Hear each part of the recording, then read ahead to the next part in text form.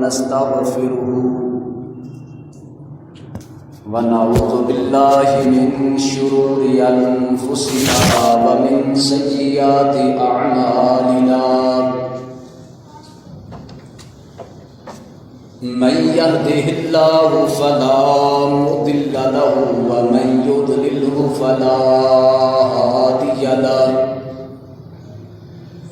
أشهد أن لا إله إلا الله وحده لا شريك له وأشهد أن محمدًا عبده ورسوله اللهم صل على محمد وعلى آل محمد كما صليت على إبراهيم وعلى آل إبراهيم إنك حميد مجيد اللهم بارك على محمد وعلى آل محمد كما باركت على إبراهيم وعلى آل إبراهيم إنك حميد مجيد أما بعد فإن خير الحديث كتاب الله وخير الهدي هدي محمد صلى الله عليه وسلم وشر الأمور محدثاتها وكل محدثة بدعة وكل بدعة ضلالة وكل ضلالة في النار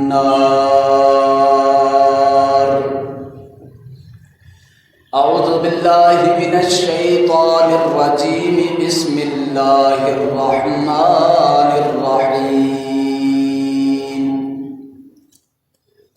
شهر رمضان الذي أنزل فيه القرآن هدى للناس وبينات من الهدى والفرقان فمن شهد منكم الشهر فليصم ومن كان مريضا أو على سفر فعدة من أيام أخر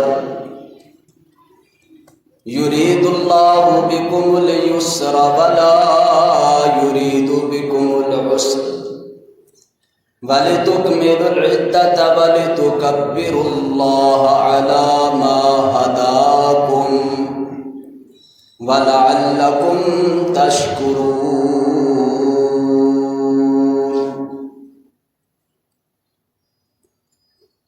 قال النبي صلى الله عليه وسلم من صام رمضان وقامه إيمانا واحتسابا غفر له ما تقدم من ذنبه رب اشرح لي صدري ويسر لي أمري واحلل عقدة من لساني يفقهوا قولي رب زدني علما رب يسر ولا تعسر وتمم بالخير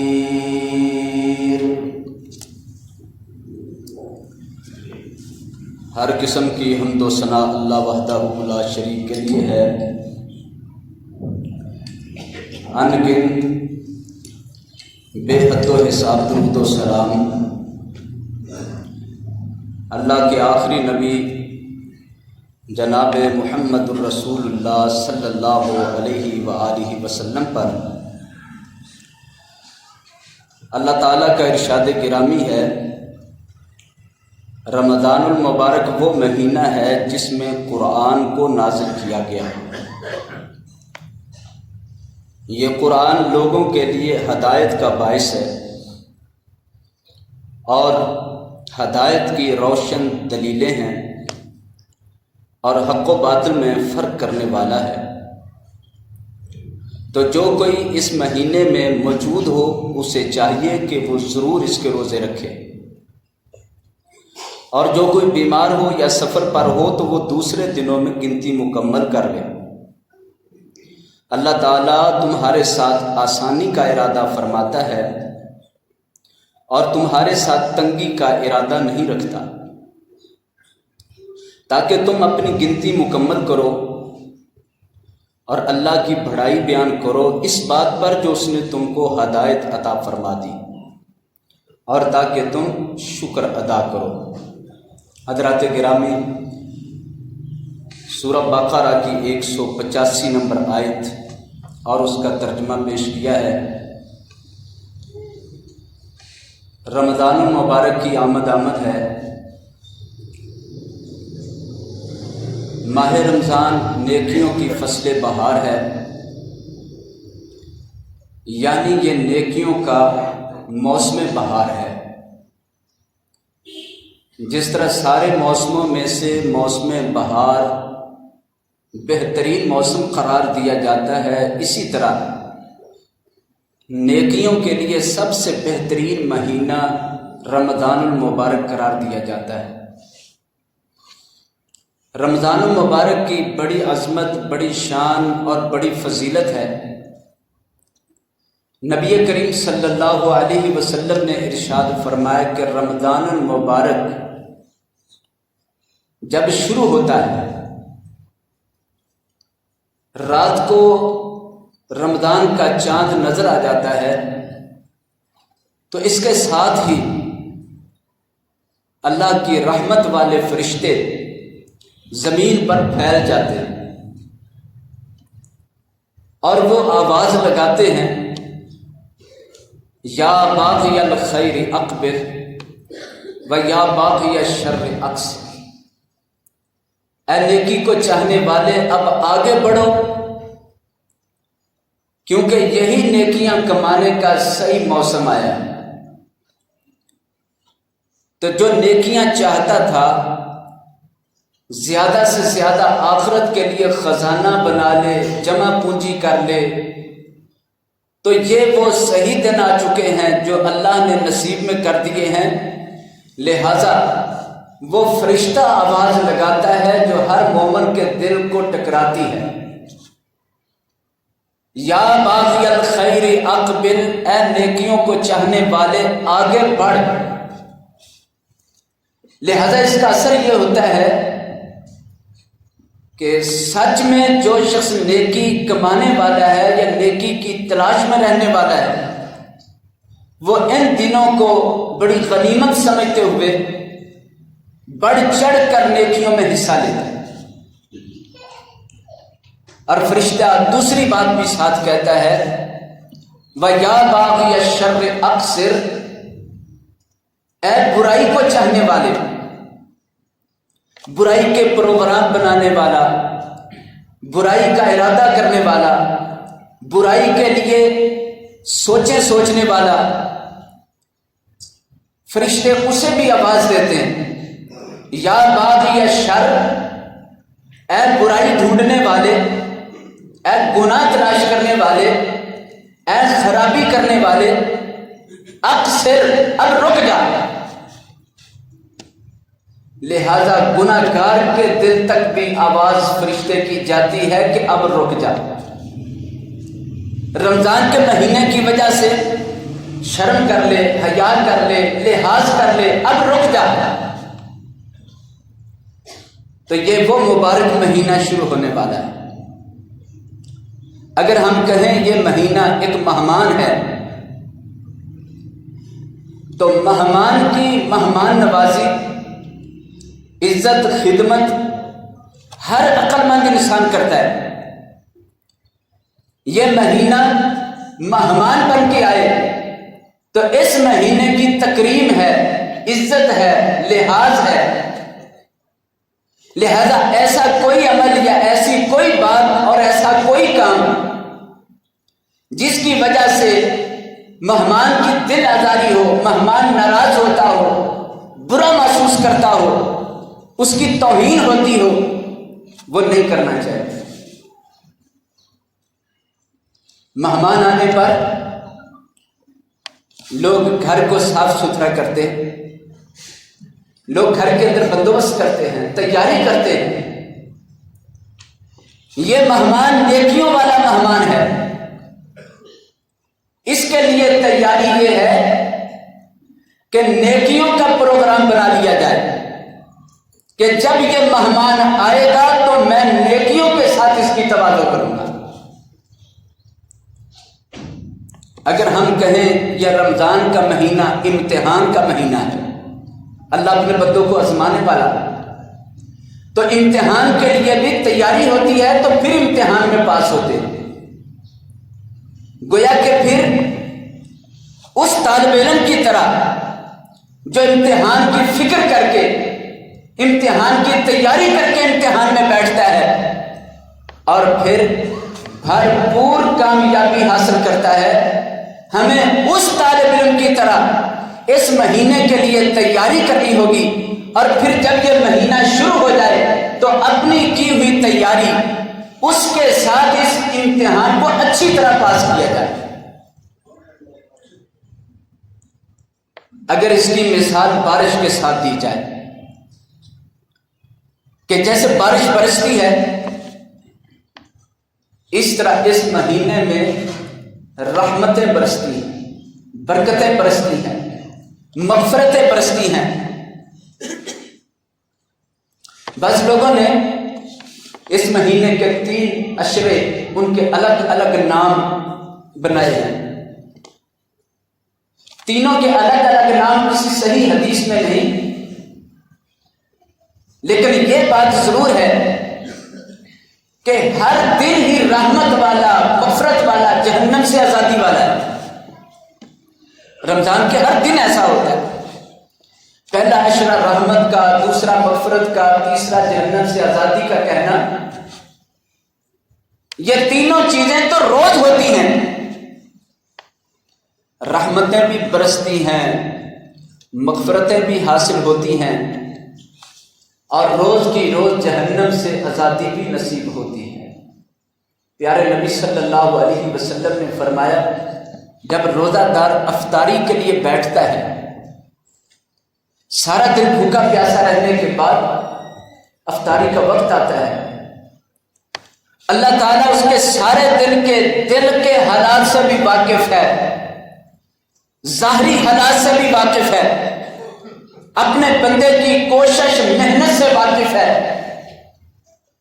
رب تعالیٰ کتنے ہی روزہ دار افطاری کے وقت ان کو جہنم کی آگ سے آزاد فرما دیتا ہے، یہ ہر افطاری کے وقت ہوتا ہے۔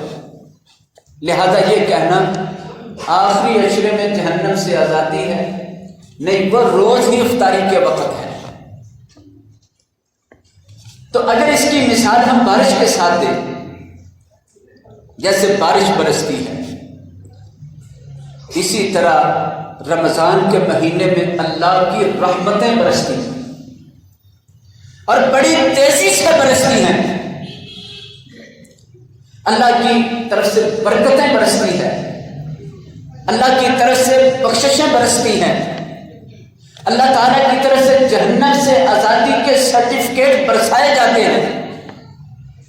یعنی ہر دن قیمتی، رمضان المبارک کا ہر لمحہ ہی قیمتی ہے۔ لہذا یہ مہینہ شروع ہونے والا ہے، تو بارش میں جو شخص بارش کے پانی کو حاصل کرنا چاہتا ہو، وہ اپنا برتن رکھ دے تو بارش کا پانی اس میں آ جاتا ہے، اور جو اپنا برتن الٹا کر دے، بارش جتنی بھی برسے اس میں کہ قطرہ بھی نہیں آتا۔ یہ رحمتوں کی بارشوں والا مہینہ ہے، اس میں تھوڑی تھوڑی محنت سے بخششیں ملنے کا مہینہ ہے۔ ضرورت اس بات کی ہے کہ ہم اپنی جھولیاں پھیلائیں، اپنا رخ اللہ کی طرف کریں، اپنے ہاتھ پھیلا لیں، اپنے دل کو اللہ کی طرف ایک برتن کی طرح کر لیں کہ اے اللہ، میرا دل تیری رحمتوں کا محتاج، تیری بخششوں کا محتاج، تیری طرف سے رحمتوں کا محتاج ہے۔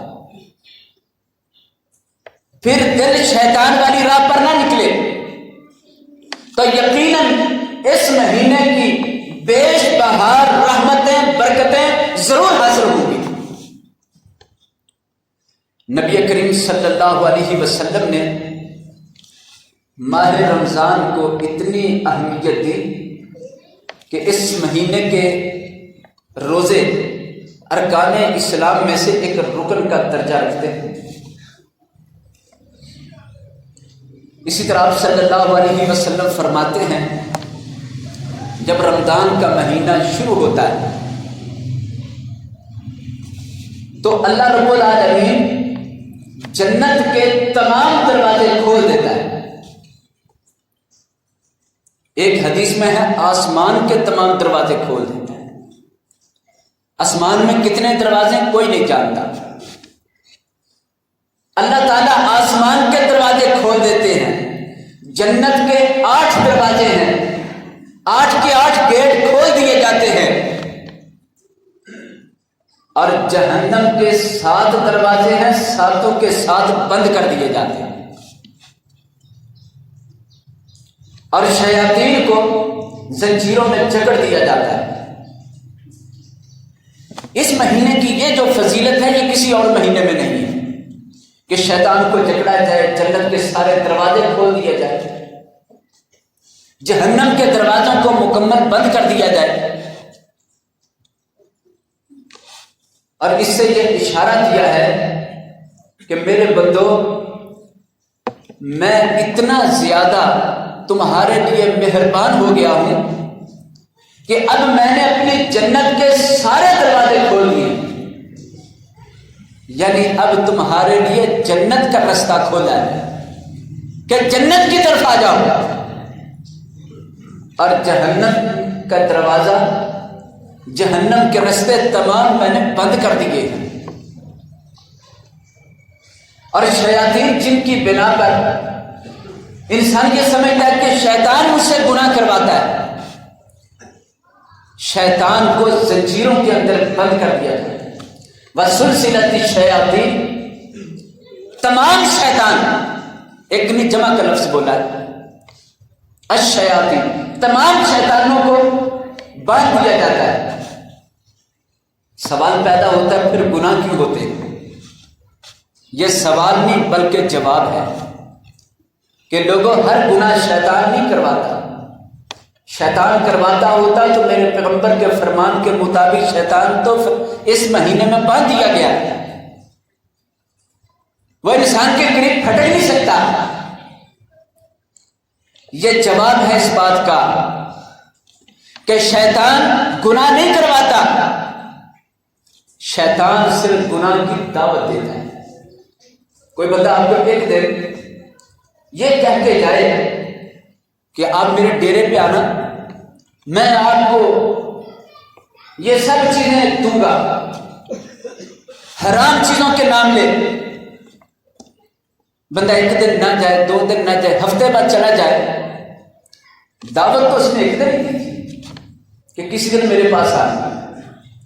میرے بھائیوں، شیطان دعوت دیتا ہے، دن کو دیتا ہے، دوپہر رات کو دیتا ہے، لوگوں نماز چھوڑ دو، لوگوں شرک کرو، حرام کھاؤ، حقوق العباد کو ڈاکہ مارو، حقوق اللہ کو چھوڑ دو۔ وہ تو دن رات یہ بات کہتا رہا، آوازیں دیتا رہا، لوگ مانتے رہے، اس کے پیچھے چلتے رہے۔ اس کے پاس کوئی طاقت نہیں تھی کہ وہ اپنی طاقت سے کوئی کام کرواتا، اس کے پاس صرف آواز، اس کے پاس صرف دعوت تھی، بلانا تھا۔ جب وہ 1 مہینے کے لیے باندھ دیا جاتا ہے، اب وہ تو یہاں نہیں ہوتا، لیکن اس کی دعوت، اس کی آواز، اس کی پکار اور اس کی باتیں جو دلوں کے اندر پہنچی، اس کے پیچھے چلنے والے اس مہینے میں بھی چلتے رہتے ہیں۔ اللہ تعالیٰ سورہ ابراہیم میں فرماتے ہیں جب جنت جہنم کے فیصلے ہو جائیں گے قیامت کے دن، جہنمی جہنم میں کہیں گے شیطان نے ہم سے گناہ کیا، شیطان نے گمراہ کر دیا، شیطان ہمیں جہنم لے آیا۔ وقال الشیطان، جہنم میں شیطان کھڑا ہو جائے گا اور کہے گا فلا تلومونی، مجھے ملامت کیوں کرتے ہو؟ مجھے برا بھلا کیوں کہہ رہے ہو؟ لوموا انفسکم، اپنے آپ کو برا کہو، اپنے آپ کو اس لیے برا کہو میں نے تم سے نہ گناہ کروایا، نہ میرے پاس گناہ کروانے کی طاقت تھی۔ یہ سورہ ابراہیم میں شیطان کا وہ بیان جو جہنم کے اندر وہ دے گا۔ میرے پاس طاقت نہ تھی کہ میں تم سے یہ کام کرواتا، الا ان دعوتکم فاستجبتم لی، میں تو صرف تمہیں کہہ کے آ جاتا تھا، میں تو تمہیں آواز دے دیتا تھا، فاستجبتم لی، تم نے میری بات کو قبول کیا اور میرے پیچھے چلے گئے۔ اور شیطان تو سب کو کہتا ہے کہ نہیں مانتے، شیطان کا کیا زور ہے؟ انسان خود اس کے پیچھے لگتا ہے۔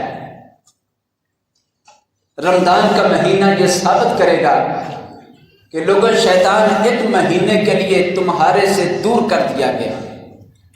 شیطان کے تمام چیلے وہ باندھ دیے گئے، رب کی زنجیروں میں جکڑے گئے جہاں سے کھل نہیں سکتے۔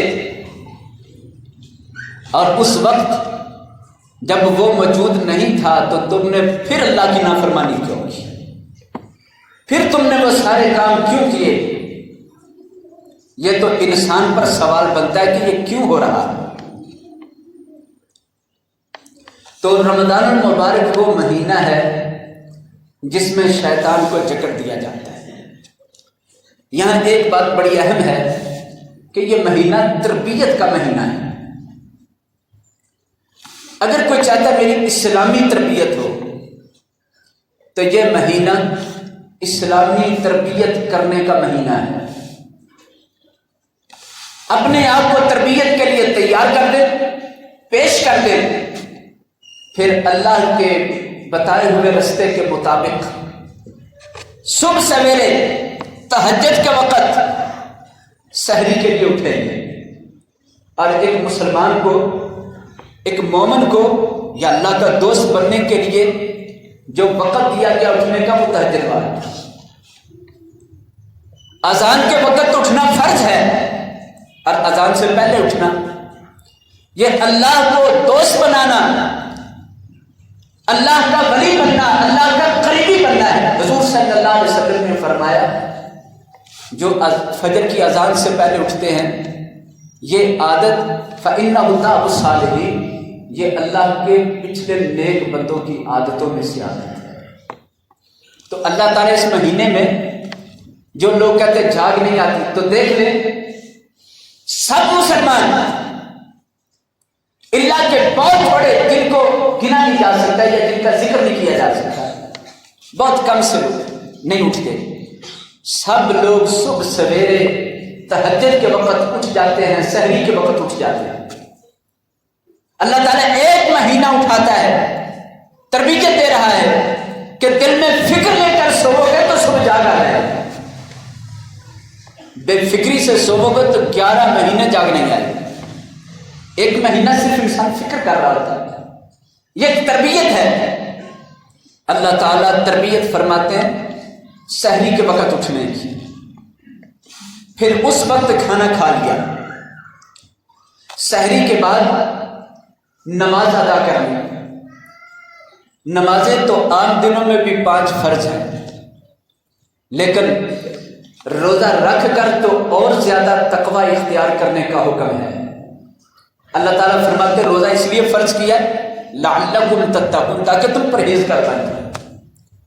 لیکن یہ کیا ہوا، ادھر روزہ رکھا ادھر نماز چھوڑ دی۔ میرے بھائی روزہ تو رکھا تھا کہ آپ مضبوط ہو جائیں، آپ پرہیزگار ہو جائیں، آپ پہلے سے بہتر ہو جائیں۔ جس شخص نے روزہ رکھ کر فرض نماز کو ترک کر دیا، اس کے روزے کی مثال اس پرندے جیسی ہے جس کے پر کاٹ دیا جائے، وہ اڑ نہیں سکتا۔ یہ تو وہ روزہ ہے جو آسمان پر نہیں جا سکتا، یہ وہ روزہ ہے جس میں تقوی نہیں بلکہ گناہ کون سا، جس گناہ کو نبی پاک نے کفر فرمایا۔ جس گناہ کے مرتکب کو نبی پاک نے فرعون، حمان، شداد کی صفوں میں کھڑا ہونے والا فرمایا، جس گناہ کو آپ نے فرمایا ایک مسلمان اور کافر کے درمیان فرق نماز کا فرق ہے، روزہ دار گالی نہیں دے سکتا، روزہ دار لڑائی نہیں کر سکتا، یہ تقویٰ دیا گیا ہے، یہ شرطیں روزے کی ادب سکھائے گئے۔ تو روزے رمضان کے مہینے، رمضان کا ادب ہے، یہ نہیں کہ حالت روزہ مغرب تک گالی نہ دے، جھگڑا نہ کرے، روزہ کھولتے گالیاں بھی دے دے اور جھگڑے بھی شروع کر دے۔ تربیت تو کروائی تھی، 11 مہینے اثر رہے گا، تو وہ روزہ پار کرتے ہیں اس نے الٹا کام شروع کر دیا۔ میرے بھائی، روزہ ہر وقت یاد رکھ کر اپنی تربیت ہے کہ میں روزے سے ہوں، میں نے زبان صحیح استعمال کرنا، میں روزے سے ہوں، ہاتھ صحیح استعمال کرنا، روزے سے ہوں، نظر، کان میں نے صحیح استعمال کرنا، ان کو گناہ پر، غلطی پر، خیانت پر، بددیانتی پر استعمال نہیں کرنا۔ یہ ہے رمضان المبارک تربیت کا مہینہ، یہ تربیت کرے گا، 5 وقت کی نماز کا نمازی بنائے گا، تہجد کے وقت اٹھنے والا بنائے گا۔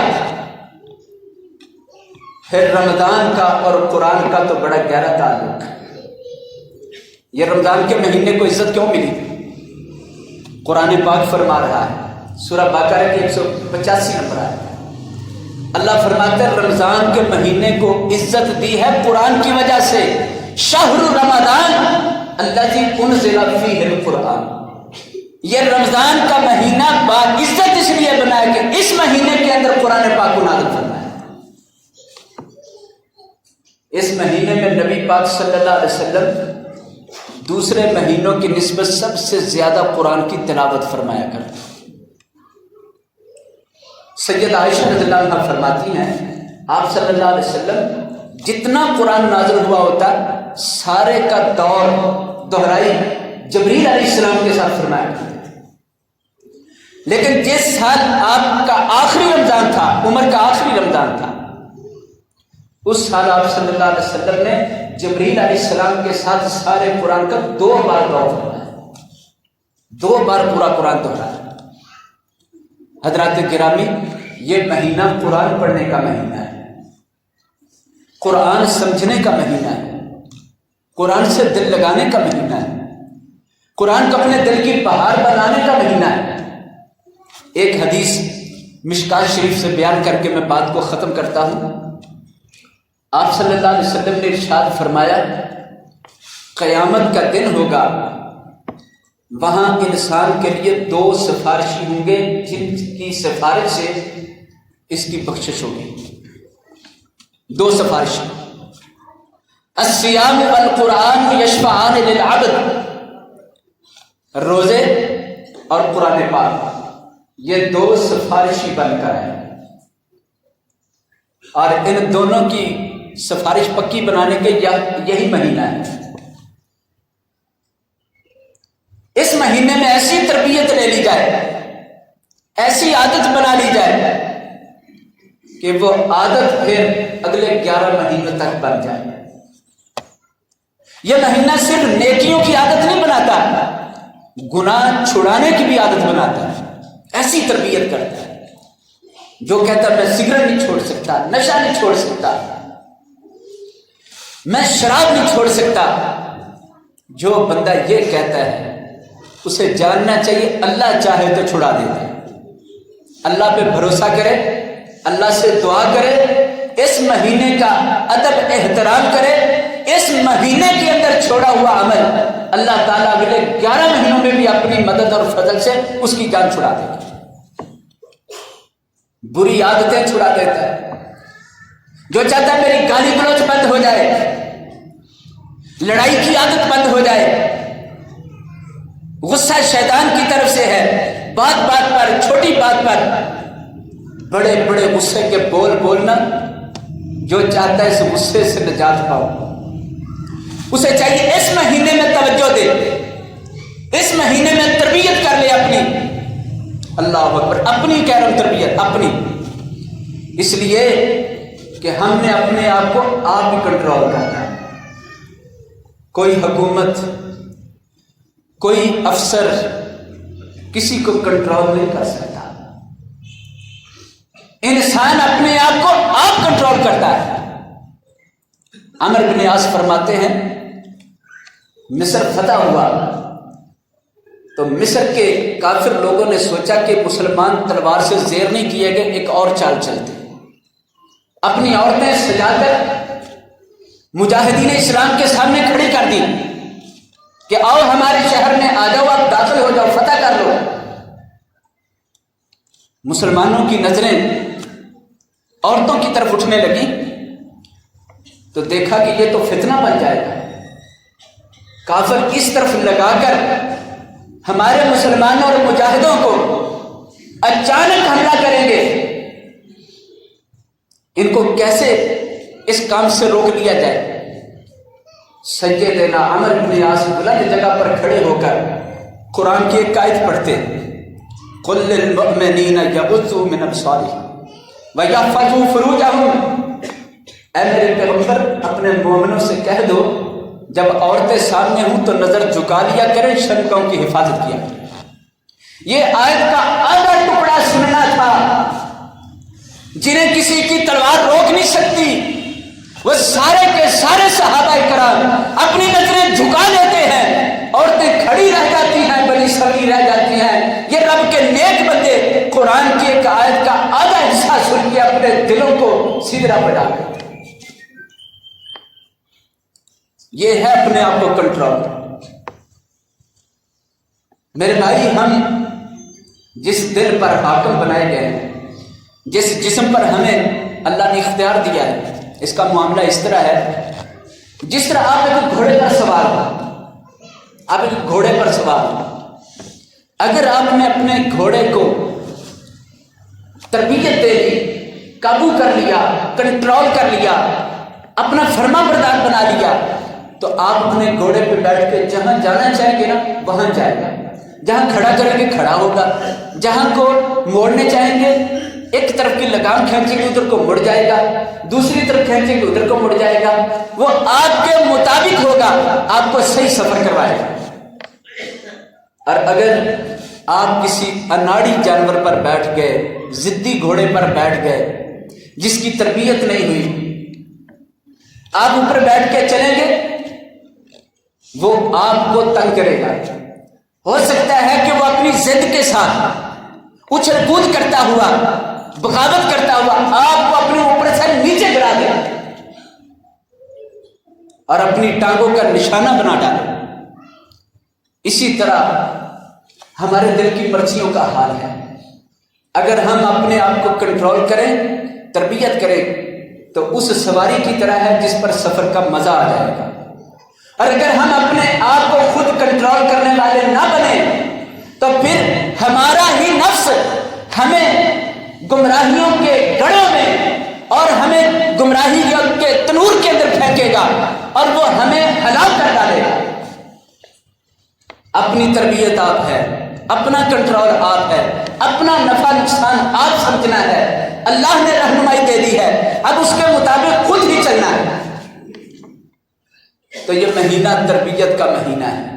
حضور فرماتے دو سفارشی ہیں اس کے، دو سفارشی بندے کے قیامت کے، روزہ اور قرآن. روزہ کہے گا اللہ کے دربار میں، اے رب منعتہ الطعام، میں نے اس کو کھانے سے، پینے سے، شہوت والے کام اور باتوں سے روک دیا تھا. روزے کا حیا کرتے ہوئے نہ بری بات، نہ شہوت والی بات کرتا تھا، نہ شہوت کا کام کرتا تھا، نہ کھاتا نہ پیتا تھا، گناہ کے کاموں سے بھی رک جاتا تھا. اے اللہ میں سفارش کرتا ہوں تو اس کو بخش دے. نبی پاک فرماتے بھی ایک سفارشی سفارش کر کر ساتھ دوسرا بولے گا، اے اللہ میں تیری سچی کتاب قرآن ہوں، اے رب منعتہ النوم باللیل، رات کا وقت ہوتا تھا، نیند کے لیے دل کرتا تھا، اس نیند کو قربان کر کے یہ میری تلاوت کرتا تھا، مجھے پڑھتا تھا، یاد کرتا تھا، سنتا تھا، سناتا تھا. اے اللہ میں سفارش کرتا ہوں کہ تو اس کو بخش دے حدیث کے الفاظ ہیں فَيُشَفَّعَانِ، یہ دو سفارشی میں سے ایک بھی سفارشی ہوتا تو اللہ اس کی بڑی لاج رکھتا، لیکن جس کے یہ دو سفارشی ہیں اللہ ان دونوں سفارشیوں کی وجہ سے اس بندے کی سفارش کر دے گا اور اسے بخش دے گا۔ اللہ سے دعا ہے اللہ تعالیٰ اس ماہ مبارک کے مبارک دن ہمیں ضرور نصیب فرمائے۔ ہماری زندگی میں یہ دن ہمیں مل رہے ہیں تو اللہ ان سے بھرپور فائدہ اٹھانے کی توفیق عطا فرمائے۔ وما علیہ الا البلاغ، استغفر اللہ لی و لکم۔